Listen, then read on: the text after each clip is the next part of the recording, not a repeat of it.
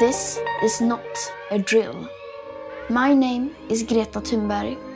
We are living in the beginning of a mass extinction. Our climate is breaking down. Children like me are giving up their education to protest. But we can still fix this.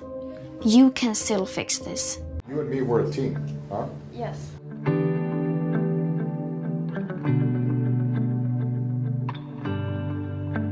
This award is for all those millions of people, young people around the world, who together make up the movement called Fridays for Future. We're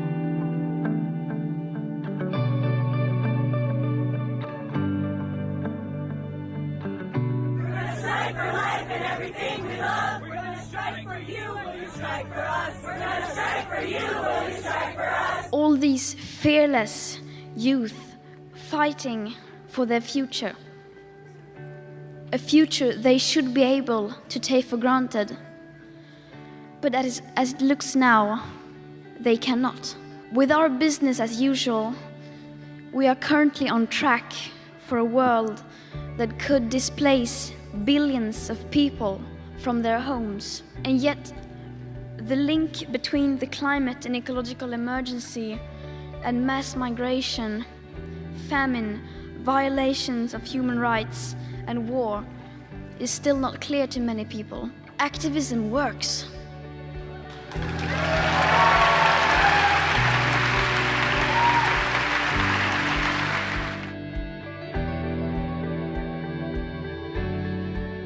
So what I'm telling you to do now is to act. Because no one is too small to make a difference. It is very good to see you again. Very good to see you. Thank you so much for stopping by to say hello. Thank you for having me. Of course. Well, you're changing the world, so we're very excited to have you. Good luck. Good luck, you too. And just one last thing.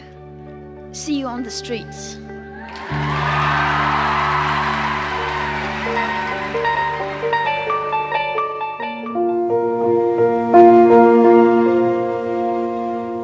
My name is Greta Thunberg.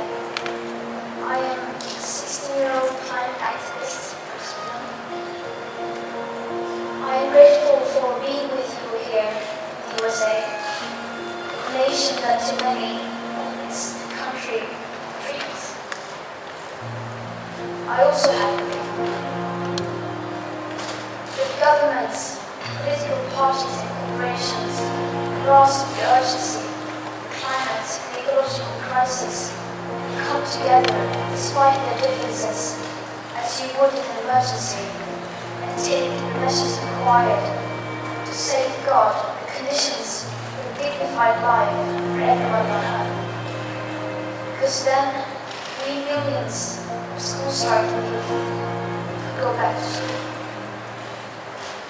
I have a dream that people in power as well as the media start treating this crisis like the existential emergency it is. So then I could go home to my sister Greta and my dogs, because I miss them. In fact, I have many dreams. This is the year 2019. This is not the time and place for dreams. This is the time to wake up. This is the moment in history we need to be wide awake. And yes, we need dreams. We cannot live without dreams. There's a time and place for everything. And dreams cannot stand in the way. I'm telling it like it is. Especially not now. And yet, wherever I go, I seem to be surrounded by fairy tales. Business leaders, elected officials, all across the political spectrum, spending their time making up, telling bedtime stories that soothe us, that make us go back to sleep. These are feel-good stories about how we are going to fix everything, how wonderful everything is going to be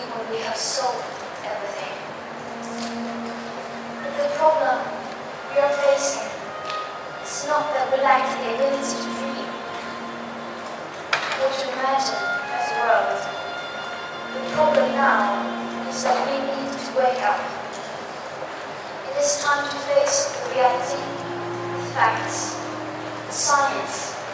This is above all an emergency. Not just any emergency. This is the biggest crisis humanity has ever faced. Stop pretending you, your business idea, your political party or plan will solve everything. We must realize that we don't have all the solutions yet. Far from it. Unless those solutions even simply stop doing so. Some of you may have heard that we have 12 years as from January 1st, 2008 to cut our emissions in carbon dioxide and all. But I guess that hardly any of you have heard that a super 50% chance of staying below the 1.5 degrees Celsius global temperature rise above pre-industrial levels. 50% chance. And these current best available scientific calculations do not include nonlinear tipping points, as well as most unforeseen factors, like the extremely powerful methane gas escaping from rapidly thawing Arctic permafrost, or already locked-in warming hidden by toxic air pollution, or the aspect of equity, climate justice. So, a 50% chance, a statistical flip of a coin, will most definitely not be enough. That would be impossible to morally defend. Would any one of you step onto a plane if you knew it had more than a 50% chance of crashing? More to the point, would you put your children on that flight? So where do we begin? Well, I would suggest that we start looking at chapter 2 on page 108 in the SR 1.5 IP system report that came out last year. Right there, it says that if we are to have a 67% chance of limiting the global temperature rise to below 1.5 degrees Celsius, we had, on January 1st, 2008, about 420 gigatons of CO2 left to emit that carbon dioxide. And of course, that number is much lower today, as we emit about 42 gigatons of CO2 every year if you include land use. With today's emissions levels, that remaining budget is gone within less than 8.5 years. These numbers are not my opinions. They aren't anyone's opinions, political views. This is the current best available science. Though a great number of scientists suggest even these figures are too moderate, these are the ones that have been accepted by all nations in the IPCC. The USA is the biggest carbon polluter in history. It is also the world's #1 producer of oil. And yet, you are also the only nation in the world that has signaled your strong intention to leave Paris Agreement. Because, quote, it was a bad deal for the USA. But how can we solve a problem that we don't even fully understand? How can we leave out the full picture and the current best available science? I believe there's a huge danger in doing so. And no matter how political the background to this crisis is, we must not allow this to continue to be a partisan political issue. The climate and ecological crisis is beyond party politics. And our main enemy right now is not our political opponents. Our main enemy now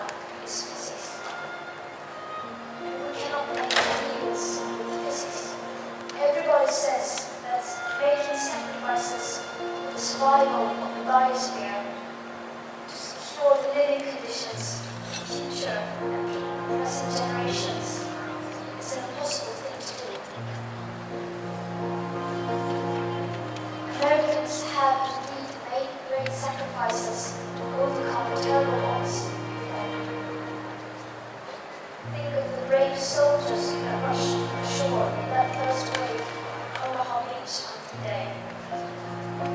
Think of Martin Luther King and 600 other civil rights leaders who risked everything to march from Selma to Montgomery. Think of President John F. Kennedy announcing in 1962 that America would choose to go to the moon in this decade and do the other things, not because they are easy, but because they are hard. Perhaps it is impossible. Looking at those numbers, looking at the current best available science, but I think that is precisely what we are up against.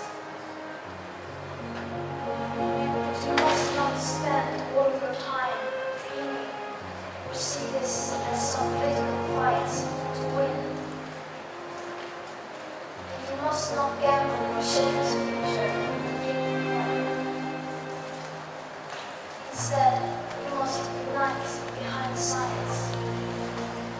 You must take action. You must do the impossible.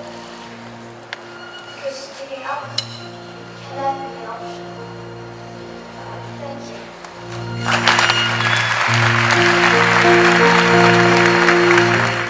I have not come to offer any prepared remarks at this hearing.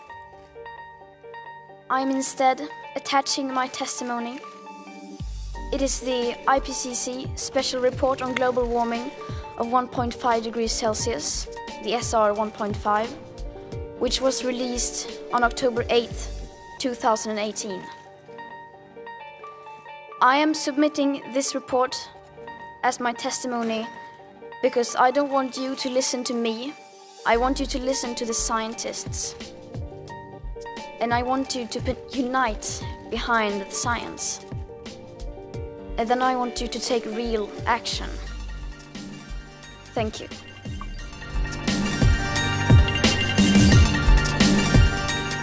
We demand a safe future. Is that really too much to ask?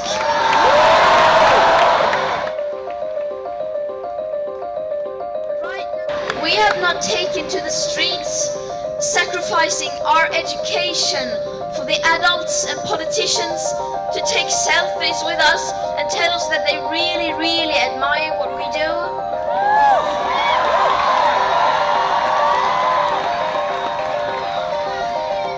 We are doing this to wake the leaders up.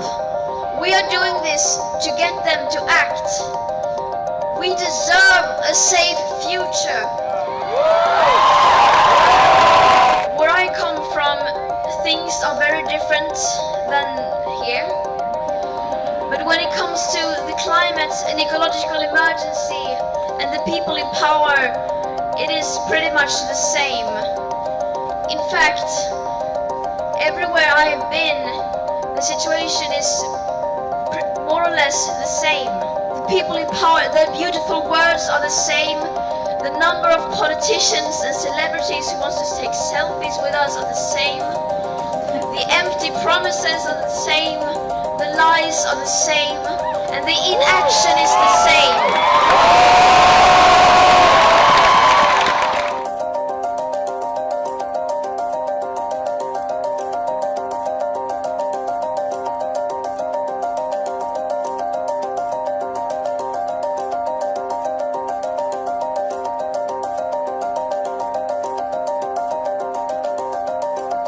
If you belong to that small group of people who feel threatened by us, then we have some very bad news for you.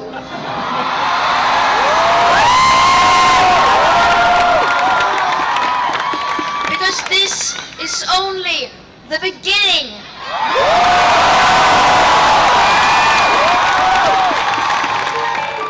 How dare you? You have stolen my dreams and my childhood with your empty words.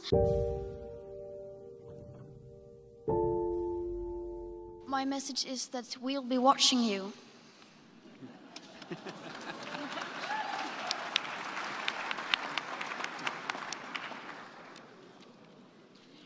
This is all wrong. I shouldn't be up here. I should be back in school on the other side of the ocean. Yet you all come to us young people for hope. How dare you? You have stolen my dreams and my childhood with your empty words, and yet I'm one of the lucky ones. People are suffering. People are dying. Entire ecosystems are collapsing.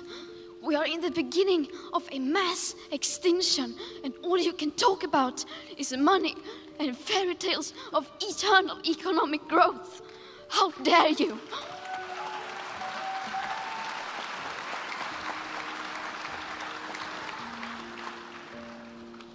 For more than 30 years, the science has been crystal clear. How dare you continue to look away and come here saying that you are doing enough when the politics and solutions needed are still nowhere in sight? You say you hear us and that you understand the urgency. But no matter how sad and angry I am, I do not want to believe that. Because if you really understood the situation and still kept on failing to act, then you would be evil, and that I refuse to believe. The popular idea of cutting our emissions in half in 10 years only gives us a 50% chance of staying below 1.5 degrees and the risk of setting off irreversible chain reactions beyond human control. 50% may be acceptable to you, but those numbers do not include tipping points, most feedback loops, additional warming hidden by toxic air pollution, or the aspects of equity and climate justice. They also rely on my generation sucking hundreds of billions of tons of your CO2 out of the air with technologies that barely exist. So a 50% risk is simply not acceptable to us, we who have to live with the consequences. To have a 67% chance of staying below a 1.5 degrees of global temperature rise, the best odds given by the IPCC, the world had 420 gigatons of CO2 left to emit back on January 1st, 2018. Today that figure is already down to less than 350 gigatons. How dare you pretend that this can be solved with just business as usual and some technical solutions? With today's emissions levels, that remaining CO2 budget will be entirely gone within less than 8.5 years. There will not be any solutions or plans presented in line with these figures here today, because these numbers are too uncomfortable and you are still not mature enough to tell it like it is. You are failing us, but the young people are starting to understand your betrayal. The eyes of all future generations are upon you. And if you choose to fail us, I say we will never forgive you.